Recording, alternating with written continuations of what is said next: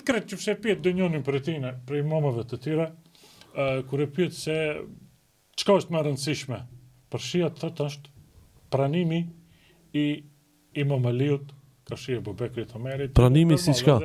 Pranimi si Kalife i drejt. Kalifi i drejt. Kejnëse si pas tyre, ja ka marrë Abu Bekri dhe Omeri me padrejtësi, që nuk është e vërtet, sepse pejgamberi sallallahu alajhi wasallam çdo herë thot, në hadithin e Enesit radhiyallahu anhu, ka hi thot pejgamberi sallallahu alajhi wasallam Abu Bekri, Omeri dhe Uthmani.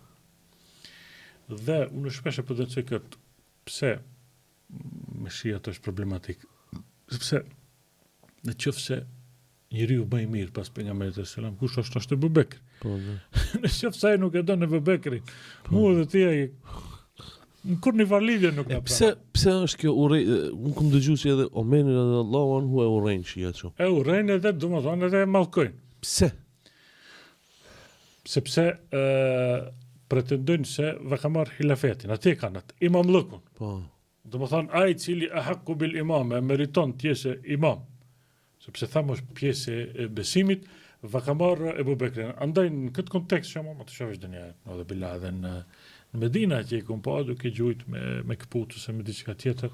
Ka vori Abu Bekrit edhe Omerit, domethënë, kjo me të vërtet bie ndesh me atë historinë islame dhe me atë bagazh të madh të cilin e kemi në Islam pa marrë parasysh.